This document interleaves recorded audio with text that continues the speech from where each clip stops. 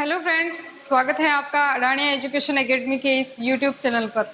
तो हम 12th के बायोलॉजी में हमने तीसरा चैप्टर स्टार्ट किया था और उसमें भी हमने परागण की जो क्रिया है वहाँ तक हमने कंप्लीट कर लिया था। तो आज की क्लास में हम मेनली पढ़ने वाले हैं असंगतता या जिसे अनिश्चयता कहते हैं और निषेचन की प्रक्रिया। और इसके अलावा हम पढ़ेंगे कि जो पराग नली जो होती है वो किस प्रकार से वृद्धि करती है और किस प्रकार से वो बीजांड तक पहुंचती है। तो आज की क्लास में हम ये मुख्य टॉपिक पढ़ेंगे। तो सबसे पहले हम पहला जो टॉपिक है हमारा वो स्टार्ट करते हैं, जिसका नाम है असंगतता या जिसे हम अनिश्चयता भी कहते हैं। अनिश्चयता को समझने से पहले हम निषेचन की प्रक्रिया समझ लेते हैं। वैसे तो हम इसे आगे पढ़ेंगे पूरी तरह से कि किस प्रकार से निषेचन होता है, आगे क्या क्या इसमें क्रियाएं होती है, लेकिन फिर भी थोड़ा सा हम इसे समझ लेते हैं कि हमने बात की थी जो पराग कण जो होता है, पराग कण, उसके अंदर जो जनन कोशिका होती है वो आगे जाकर दो नर युग्मकों का निर्माण करती है। यानी कि जो पुंकेसर होगा जिसका पराग कोश होगा उसमें जो पराग कण होगा उसमें क्या होंगे, नर युग्मक होंगे। नर युग्मक, नर युग्मक। और जब हमने स्त्री केसर की बात की थी या जायांग की बात की थी तो जायांग के अंदर क्या होता है, जायांग के अंदर जो अंडाशय होता है, अंडाशय के अंदर बीजांड होता है और बीजांड के अंदर क्या होता है, मादा युग्मक। क्या होता है, मादा युग्मक, मादा युग्मक। अब हम बात करें निषेचन की प्रक्रिया, यानी निषेचन किसे कहेंगे। तो देखिए कि जब ये नर युग्मक और जब ये मादा युग्मक आपस में क्या होते हैं, संयोजित होते हैं या आपस में मिलते हैं, है ना, आपस में संयोजित होते हैं या आपस में मिलते हैं, तो इस प्रक्रिया को क्या कहा जाता है, निषेचन कहा जाता है। क्या कहा जाता है, निषेचन कहा जाता है। किसे कहेंगे निषेचन, जब नर युग्मक व मादा युग्मक का आपस में संलयन हो, संलयन कह सकते हैं हम इसे, या संयोजन हो, जुड़ने को, यानी ये दोनों आपस में क्या हो रहे हैं, जुड़ रहे हैं, फ्यूज हो रहे हैं या मिल रहे हैं, इस प्रक्रिया को हम क्या कहते हैं, निषेचन कहते हैं। अब हम यहाँ पर पहला जो टॉपिक ले रहे हैं वो है अनिश्चयता। अनिश्चयता जैसे इसका उल्टा हो जाएगा कि इसमें क्या होगा, निषेचन नहीं होगा। निषेचन नहीं होने का मतलब क्या है, नर युग्मक और मादा युग्मक जो है वो नहीं मिलेंगे, उनमें संयोजन की प्रक्रिया नहीं होगी। इस क्रिया को हम क्या कहेंगे, अनिश्चयता कहेंगे। अब इसको और डिटेल में पढ़े कि किस प्रकार से इसको डिफाइन कर सकते हैं, ये किस प्रकार से इसको समझ सकते हैं। तो देखिए कि यहाँ पर जो अनिश्चयता की जो क्रिया होगी इसके अंदर होगा क्या कि जो नर युग्मक होगा वो भी पूरी तरह से सक्षम होगा, मतलब कि वो निषेचन करने में सक्षम है, उसके अंदर वो क्वालिटी है कि वो निषेचन कर सकता है। जो मादा युग्मक है वो भी निषेचन कर सकती है, निषेचन दोनों ही कर सकते हैं, लेकिन फिर भी किन्हीं कारणों की वजह से इनमें निषेचन की प्रक्रिया नहीं हो पाएगी, है ना। जब इनमें निषेचन की प्रक्रिया नहीं हो पाएगी इस क्रिया को हम कहेंगे अनिश्चयता। ये पूरी तरह से जननक्षम है, कार्यक्षम भी है, कार्य कर सकते हैं, जनन की प्रक्रिया कर सकते हैं, फिर भी इनमें निषेचन की प्रक्रिया नहीं हो रही है, तो इसे कहेंगे अनिश्चयता कहेंगे। अब जो अनिश्चयता जो होती है वो दो टाइप की होती है। कितने टाइप की होगी, दो टाइप की। कौन कौन सी होगी, सबसे पहली है अंतरा जातीय, सॉरी क्या नाम है इसका, अंतरा जातीय, और दूसरी है अंतर जातीय, या इसे हम अंतर जातीय भी कह सकते हैं, स्व अनिश्चयता भी कह सकते हैं और स्वबंध्यता भी कहा जा सकता है। दो टाइप की होती है, एक तो अंतरा जातीय, एक होती है अंतर जातीय। अंतर जातीय को क्या क्या कहा जाता है, स्व अनिश्चयता या स्वबंध्यता कहा जाता है। अब बात करें अंतरा जातीय की कि अंतरा जातीय जो है ये किस प्रकार की अनिश्चयता है। तो इसमें क्या होगा कि कुल तो एक ही रहेगा, या हम ये कहेंगे वंश तो एक ही रहेगा, एक ही वंश, लेकिन इसकी अलग अलग जातियां जो होगी उनके बीच में जब निषेचन की प्रक्रिया नहीं होगी, या हम ये कहें कि एक ही वंश की अलग अलग जातियों के बीच में जब अनिश्चयता की क्रिया होती है तो उसे कहा जाता है अंतरा जातीय। क्या कहा जाएगा, अंतरा जातीय। वंश तो एक ही होगा लेकिन जातियां क्या होगी, अलग अलग होगी। उदाहरण ले हम इसका, तो एक जाति है जैसे इसकी ब्रेसिका कैम्पेस्ट्रिस। क्या नाम है, ब्रेसिका कैम्पेस्ट्रिस। एक तो ये जाति होगी, दूसरी जाति जो है वो है ब्रेसिका रापा। दो जातियां हैं, एक ही वंश की दो जातियां हैं, ब्रेसिका कैम्पेस्ट्रिस और एक है ब्रेसिका रापा। इन दोनों के बीच में भी निषेचन की प्रक्रिया या हम ये कह सकते हैं जो अनिषेचता होती है वो पाई जाती है। तो इसे हम क्या कहेंगे, अंतराजातीय। नेक्स्ट आता है अंतरजातीय। क्या होता है अंतरजातीय? अंतरजातीय या स्व अनिषेचता या स्ववंध्यता। इसमें जब स्व अनिश्चितता की प्रक्रिया होती है किसमें होगी? अब पहले हमने बात की कि जो अंतराजातीय है उसमें जातियां क्या होगी, अलग अलग होगी। इसमें क्या होगा, एक ही जाति के बीच में जब स्व अनिश्चितता की क्रिया होती है तब उसे क्या कहा जाता है, अंतरजातीय या स्व अनिश्चितता। जाति क्या होगी, एक ही, वंश भी एक ही, जाति भी एक ही। उसमें वंश एक ही था, जातियां अलग अलग थी, इसमें जातियां एक ही होगी। ठीक है, तो इसे हम क्या कहेंगे, स्व अनिश्चितता या स्वबंध्यता भी कहते हैं। बात करें इस स्व अनिश्चितता की, सबसे पहले अध्ययन किसने किया कि ये जो सारी क्रियाएं जो पुष्प के अंदर हो रही है इसका सबसे पहले इस घटना को किसने देखा या इसका सबसे पहले अध्ययन किसने किया? तो एक वैज्ञानिक हुए जिनका नाम है कार्ल रेटर। क्या नाम है? Carl Ritter. इन्होंने इस 18वीं शताब्दी के अंदर इस घटना का पता लगाया कि पुष्प में ऐसी भी कोई क्रिया होती है जिसके अंदर जो नर युग्मक और मादा युग्मक होते हैं वो निषेचन तो कर सकते हैं, उनके अंदर इतना वो होता है, कैपेसिटी होती है, उनके अंदर लक्षण होते हैं निषेचन करने के, लेकिन फिर भी उनके बीच में निषेचन की क्रिया नहीं होती है। तो उसे का उस घटना का जो पता लगाया था या उसका सर्वप्रथम जो अध्ययन किया था वो थे कार्ल रेटर नामक वैज्ञानिक। और इन्होंने कब की थी? 18वीं शताब्दी के अंदर इसका अध्ययन किया था। और किस पादप के अंदर इन्होंने सबसे पहले ये घटना देखी थी? तो एक पादप है जिसका नाम है वर्बेसेकम कोइनिकम। क्या नाम है? वर्बेसेकम कोइनिकम। जो वर्बेसेकम कोइनिकम पादप जो है उसके अंदर इन वैज्ञानिक कार्ल रेटर ने सबसे पहले स्व अनिश्चितता का पता लगाया या इसका अध्ययन किया। ठीक है, लेकिन जो ये स्व अनिश्चितता जो नाम है, ये जो नाम है स्व अनिश्चितता, ये सबसे पहले दिया एक वैज्ञानिक जिनका नाम है स्टाउट। क्या नाम है? स्टाउट। इन्होंने सबसे पहले इस स्व अनिश्चितता का जो नाम है या इसका नामकरण किया वो किया स्टाउट ने। कब किया? 1917 के अंदर।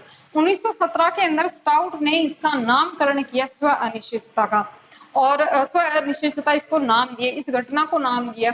और सबसे पहले अध्ययन की बात की जाए तो वो किया कार्ल रेटर ने। अब हम बात करें कि ये जो स्व अनिश्चितता या जो भी अनिश्चितता है, स्व अनिश्चितता है, वो हो क्यों रही है? तो देखिए कुछ ऐसे कारण होते हैं जिसकी वजह से ये होती है। तो कुछ क्या कारण हो सकते हैं? या तो इनके अंदर जो एलील्स होते हैं, युग्म विकल्पी जिसे हम कह सकते हैं, बहुयुग्म विकल्पी कह सकते हैं, उनके फेरबदल या उनमें कुछ बदलाव के कारण जो है ये स्व अनिश्चितता होती है। कुछ ये पुष्प के जो भाग होते हैं उनमें भी परिवर्तन होने के कारण ये क्रियाएं हो सकती है। लेकिन इनका जो है हम ये कह सकते हैं इनके अंदर कुछ ऐसे कारक भी होते हैं, कुछ कारक ऐसे होते हैं जिनकी वजह से अनिश्चितता की प्रक्रिया होती है। जब इनका लेकिन इस क्रिया का नियंत्रण जो है वो किया जा सकता है। किस किस प्रकार से किया जा सकता है? कि जो बहुयुग्म विकल्पी जो होते हैं, जीन के जो बहुयुग्म विकल्पी जो होते हैं, एलील्स जिसे कहा जाता है, उनके द्वारा इसका नियंत्रण जो है वो हो सकता है। हम बात करें स्व अनिश्चितता का जो निर्धारण है, यदि निर्धारण या नियंत्रण करना हो, जब स्व अनिश्चितता का निर्धारण या नियंत्रण यदि किसी नर युग्मकोद्भिद, अर्थात नर युग्मकोद्भिद किसे कहते हैं हम? परागकण को कहते हैं। तो परागकण के जीन प्ररूप के द्वारा होता है तो उसे हम क्या कहते हैं? युग्मकोद्भिद स्व अनिश्चितता कहते हैं। यदि इस स्व अनिश्चितता का निर्धारण या हम ये कहेंगे इसका नियंत्रण, ये जो क्रिया हो रही है इसका नियंत्रण किसके द्वारा हो? परागकण के द्वारा, जिसे क्या कहा जाता है? नर युग्मकोद्भिद कहा जाता है। यदि इसके द्वारा इसका नियंत्रण हो रहा है तो इस क्रिया को हम क्या कहेंगे? युग्मकोद्भिदी स्व अनिश्चितता कहेंगे। और यदि स्व अनिश्चितता का नियंत्रण या निर्धारण जो है वो बीजाणुद्भिद उत्तक के कारण हो रहा है। किसके उत्तक के कारण? बीजाणुद्भिद उत्तक के कारण हो रहा है, या बीजाणुद्भिद उत्तक के जीन प्ररूप द्वारा हो रहा है, तो इसे हम क्या कहेंगे? बीजाणुद्भिद स्व अनिश्चितता कहेंगे। क्या कहेंगे? बीजाणुद्भिद स्व अनिश्चयता कहेंगे। तो नेक्स्ट हम देखते हैं स्व अनिश्चयता के परिणाम, यानी कि जब स्व अनिश्चयता की क्रिया होगी तो इसके क्या क्या परिणाम हो सकते हैं पुष्प में। तो जो पहला परिणाम है या जब पहला जो है वो क्या है कि पराग कणों में अंकुरण का अभाव। जब स्वनिश्चयता की क्रिया होती है तो पराग कणों में जो है अंकुरण नहीं हो पाता है। पराग कण जो है हम जानते हैं कि पराग कण परागकोश से निकलकर कहाँ पर पहुंच जाएगा? वर्तिकाग्र पर तो पहुंच जाएगा, लेकिन यहाँ पर क्या होगा? इसका अंकुरण नहीं हो पाएगा। अंकुरण का मतलब क्या है? इसमें पराग नली का निर्माण नहीं हो पाएगा। ठीक है, यहाँ से यहाँ तक पहुंच गया और इस प्रक्रिया को हमने क्या पढ़ा था? इस प्रक्रिया को क्या कहा जाता है कि जब परागकोश से परागकण निकलकर वर्तिकाग्र पर पहुंचता है तो इसे हम क्या कहते हैं? परागण की क्रिया कहते हैं। यानी कि हम ये कह सकते हैं कि परागण की प्रक्रिया के स्वरूप परागकण जो है परागकोश से निकलकर यहाँ तो पहुंच गया, वर्तिकाग्र पर तो पहुंच गया, लेकिन यहाँ पर अब इसका अंकुरण नहीं हो पाएगा, यानी ये यहीं पर रहेगा। इससे जो नर युग्मक है वो बीजांड तक नहीं पहुंच पाएंगे। जब नर युग्मक बीजांड में नहीं पहुंचेंगे तो संलयन होगा ही नहीं, तो इसे हम क्या कहेंगे? अनिश्चयता कहेंगे। तो इसमें अंकुरण नहीं हो पाता है। अंकुरण नहीं हो पाएगा तो कौन सी क्रिया हो जाएगी? स्व अनिश्चयता की क्रिया हो जाएगी। परागनली की वृद्धि न हो पाना। नेक्स्ट क्या है? परागनली की वृद्धि न हो पाना। अगर इसके अंदर अंकुरण हो भी जाता है तो भी क्या होगा? इसके अंदर जो परागनली बन तो जाएगी, लेकिन अब इसकी वृद्धि नहीं हो पाएगी। ये बीजांड है तो वृद्धि नहीं हो पाएगी, बीजांड तक नहीं पहुंच पाएगी। तो अगर बीजांड तक ये परागनली नहीं पहुंच पाएगी तो नर युग्मक जो है वो यहीं पर रह जाएंगे, आगे जा ही नहीं पाएंगे, क्योंकि परागनली क्या करती है? नर युग्मकों को इस परागकण से बीजांड तक ले जाने का कार्य करती है, लेकिन परागनली की वृद्धि ही नहीं हो पा रही है, वो यहीं पर रुक गई है। तो अब जो नर युग्मक होंगे वो बीजांड तक नहीं पहुंच पाएंगे। नेक्स्ट है परागनली का सही स्थान पर न पहुंच पाना। अगर परागनली बीजांड तक पहुंच भी जाती है, अगर ये यहाँ तक पहुंच भी जाती है, फिर भी हमने बीजांड की संरचना में क्या पढ़ा था? बीजांड द्वार पढ़ा था। तो ये बीजांड द्वार तक नहीं पहुंच पाएगी। कहाँ तक नहीं पहुंच पाएगी? बीजांड द्वार तक नहीं पहुंच पाएगी। बीजांड द्वार तक या बीजांड ये जो सही जगह है इसकी, जहां इसको पहुंचना है वहां तक नहीं पहुंचेगी तो भी युग्मकों का संलयन नहीं हो पाएगा। ठीक है, नेक्स्ट है परागनली का वर्तिका में ही फट जाना। वर्तिका किसे कहते हैं? जो वर्तिकाग्र और अंडाशय के बीच में जो ये नलिकाकार संरचना होती है, जिसे हम क्या कहते हैं? वर्तिका कहते हैं।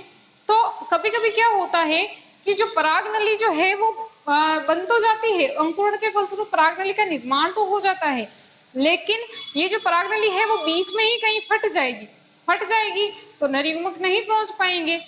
नेक्स्ट है केंद्रकों में संलयन का न हो पाना, या केंद्रक जो है वो संलयन नहीं हो पाना। अब माना कि परागनली यहाँ पर पहुंच भी गई, बीजांड द्वार तक पहुंच भी गई, नर युग्मक आ भी गए, लेकिन फिर भी इनके अंदर संलयन की क्रिया नहीं हो पाएगी, और इसी को तो हम कहते हैं अनिश्चयता, या स्व अनिश्चयता भी कहा जा सकता है। तो अनिश्चयता हो जाएगी। क्यों हो जाएगी? क्योंकि परागनली से परागकण के जो नर युग्मक होंगे वो पहुंच तो जाएंगे, लेकिन यहाँ पर कौन सी क्रिया नहीं हो पाएगी? निषेचन की क्रिया नहीं हो पाएगी। निषेचन नहीं हो पाएगा मतलब ये दोनों जो नर युग्मक मादा युग्मक है वो आपस में मिल नहीं पाएंगे, फ्यूज नहीं हो पाएंगे, और इसी क्रिया को हम क्या कहते हैं? अनिश्चयता या स्व अनिश्चयता कहा जा सकता है। ठीक है, तो ये इसके परिणाम हो सकते हैं कि इसके क्या क्या परिणाम हमें देखे जा सकते हैं। अब हम बात करते हैं निषेचन की। जो निषेचन की जो प्रक्रिया है वो क्या है?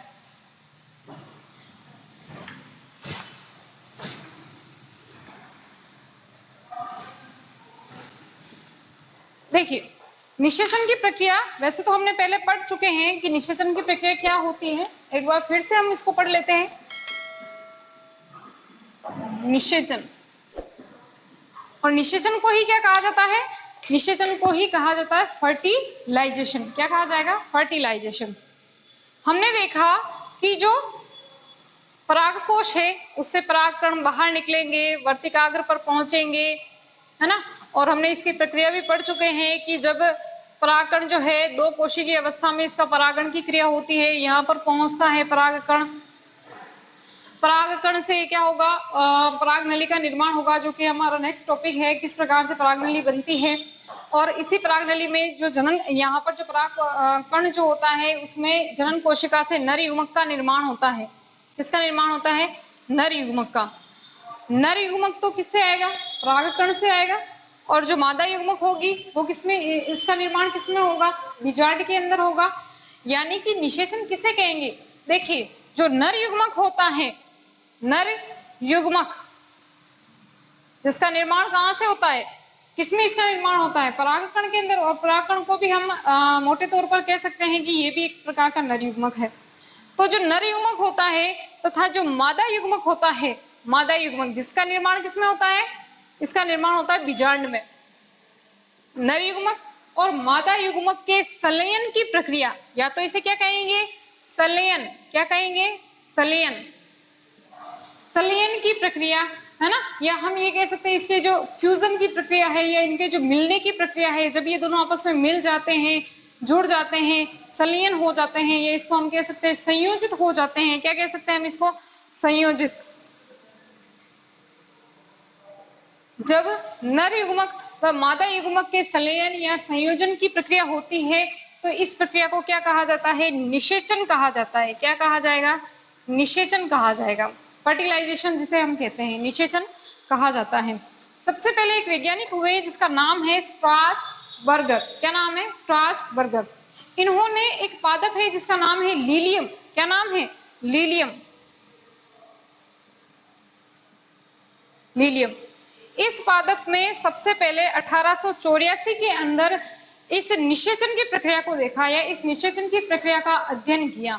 ठीक है, तो ये बात हुई निषेचन की प्रक्रिया की। निषेचन किसे कहते हैं? नर युग्मक व मादा युग्मक के संलयन या संयोजन की प्रक्रिया क्या कहलाती है? निषेचन कहलाती है। इन दोनों के जुड़ने की प्रक्रिया क्या कहलाती है? निषेचन कहलाती है। ये नर युग्मक हो गया, मादा युग्मक हो गया, दोनों जुड़ेंगे और क्या बनाएंगे? एक आगे की जो भी प्रक्रिया इनकी होगी, युग्मनज जिसे हम कहते हैं, तो युग्मनज बनाएंगे। नर युग्मक मादा युग्मक मिलकर युग्मनज बनाएंगे। इस प्रक्रिया को हम क्या कहेंगे? निषेचन कहेंगे। ठीक है, नेक्स्ट हम देखते हैं पराग कणों का अंकुरण एवं पराग नलिका की जो वृद्धि होती है वो किस प्रकार से होती है।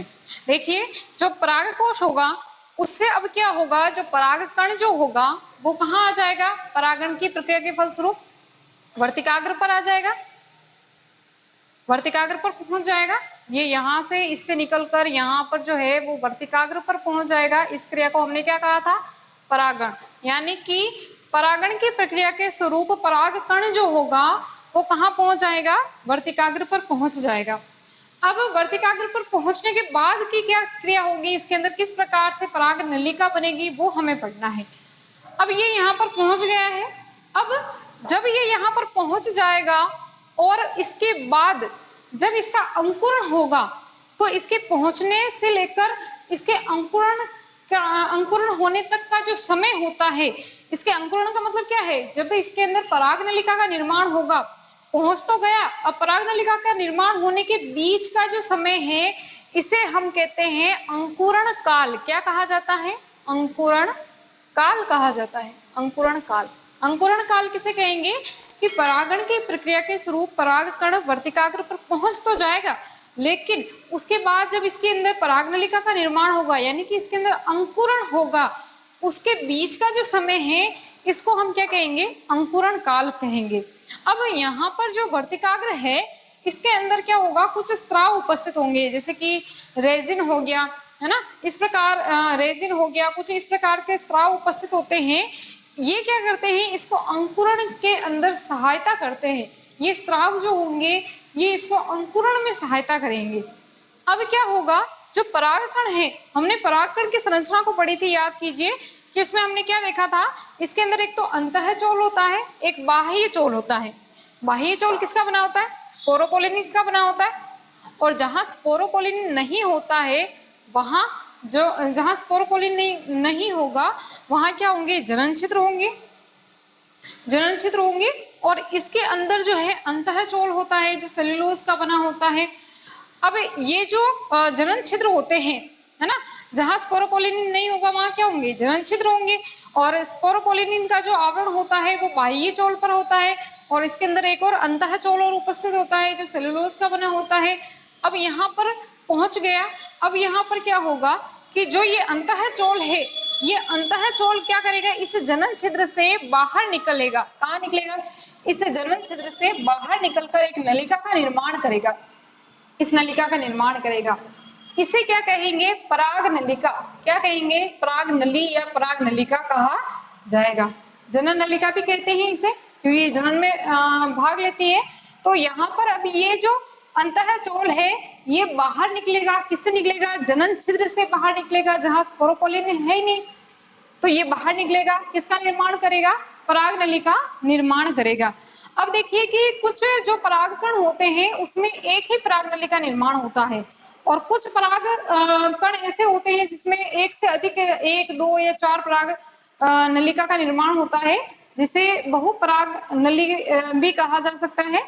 और ऐसा किनमें होता है, तो ऐसा कुकुरबिटेसी पादप है या मालवेसी जो पादप है, उनके अंदर एक से अधिक पराग नलिका का एक ही पराग कण से निर्माण होता है।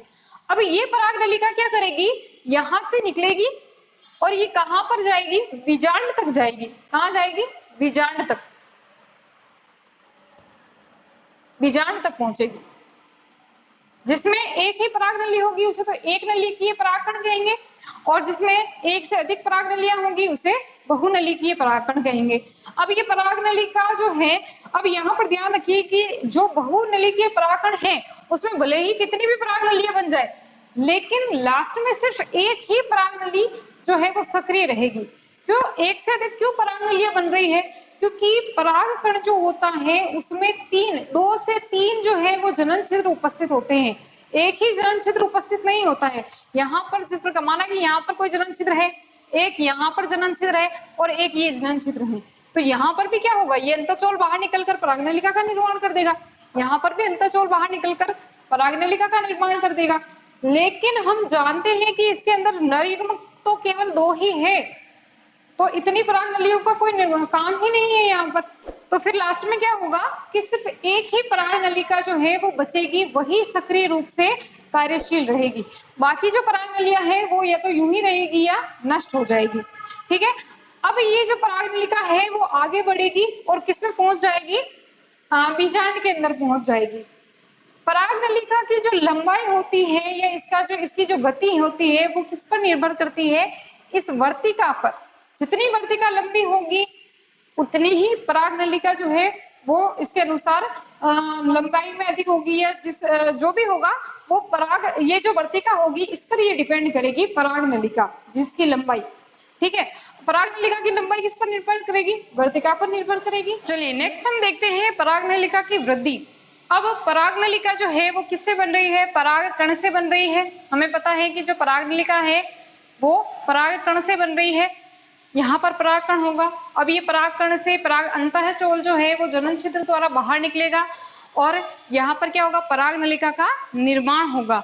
लेकिन ये जो पराग नलिका की जो वृद्धि हो रही है वो डिपेंड किस पे करेगी, इस वर्तिका की आंतरिक संरचना पर ये डिपेंड करेगी। इसकी आंतरिक संरचना किस किस प्रकार की होती है, तो हम देखते हैं कि कुछ पादप है जैसे कि लीलियम है, लीलियम पादप है, राइबीज पादप है। इनके अंदर क्या होता है, जो वर्तिका होती है वो पूरी तरह से खोखली होती है, पूरी तरह से खाली होगी और इसके अंदर कुछ श्लेष्म पदार्थ पाए जाते हैं, कुछ ऐसे पदार्थ पाए जाते हैं जो श्लेष्मा का स्रवण करते हैं, जो क्या करेंगे, इसकी वृद्धि में सहायता करेंगे।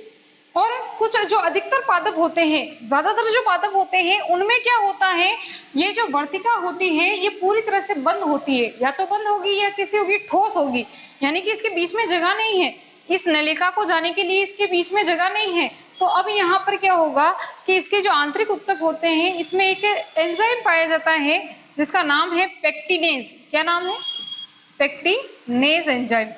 ये पेक्टिनेज एंजाइम क्या करेगा, यहाँ पर जो उत्तक होंगे उनको नष्ट करने का कार्य करेगा।